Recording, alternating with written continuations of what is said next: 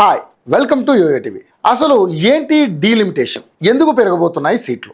దేశవ్యాప్తంగా లోక్సభ స్థానాల సంఖ్య త్వరలో పెరగబోతుంది. ప్రస్తుతం ఉన్న 543 స్థానాలు కాస్త జనాభా ప్రాతిపదికన 800 దాటే అవకాశం ఉంది.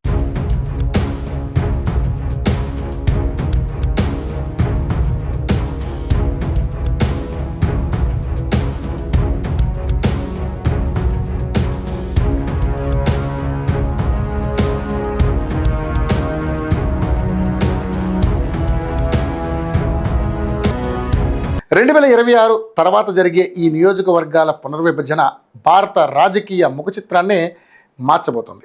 ముఖ్యంగా దక్షిణాది రాష్ట్రాలైన ఆంధ్రప్రదేశ్, తెలంగాణలకు ఇది ఒక పెద్ద సవాలుగా మారబోతుంది. జనాభా నియంత్రణ పాటించినందుకు మనకు సీట్లు తగ్గుతాయా, లేక పెరిగిన సీట్లతో ఢిల్లీలో మన గొంతు మరింత బలంగా వినిపిస్తుందా? ఇక పాయింట్ నెంబర్ 2, తెలుగు రాష్ట్రాల్లో సీట్ల లెక్కలు భారీ మార్పులు. ప్రస్తుత అంచనాల ప్రకారం 50% మేర సీట్లు పెరిగే అవకాశం ఉండడంతో తెలుగు రాష్ట్రాల్లో సీట్ల సంఖ్య ఇలా ఉండొచ్చు. రాష్ట్రం ప్రస్తుత సీట్లు అంచనా 50% పెంపు. ఇక ఆంధ్రప్రదేశ్ విషయానికి వస్తే 25 ఎంపీ స్థానాలు, అది 37 నుంచి 38కి పెరిగే అవకాశం. అదేవిధంగా తెలంగాణ విషయానికి వస్తే 17 ఎంపీ స్థానాలు, అది 25 నుండి 26కు పెరిగే అవకాశం ఉంది. ఇక మొత్తంగా తెలుగు రాష్ట్రాలు 42 ఎంపీ స్థానాలు ఉంటే అందులో 62 నుంచి 64కు పెరిగే అవకాశం ఉంది. ఇక విశ్లేషణ విషయానికి వస్తే గతంలో 42 సీట్లతోనే కేంద్ర ప్రభుత్వాలను శాసించిన చరిత్ర తెలుగు రాష్ట్రాలకు ఉంది. ఇప్పుడు ఆ సంఖ్య 60 దాటితే కేంద్రంలో ఏ పార్టీ ప్రభుత్వం చేపట్టాలన్నా తెలుగు రాష్ట్రాల మద్దతు అనివార్యం కానుంది. అయితే ఉత్తరాది రాష్ట్రాలైన యూపీ, బీహార్లో సీట్లు మరింత భారీగా పెరగడం దక్షిణాదికి ఒక రకమైనటువంటి ఆందోళన కలిగిస్తుంది. పాయింట్ నెంబర్ 3, కేంద్రంలో తెలుగు రాష్ట్రాల చక్రం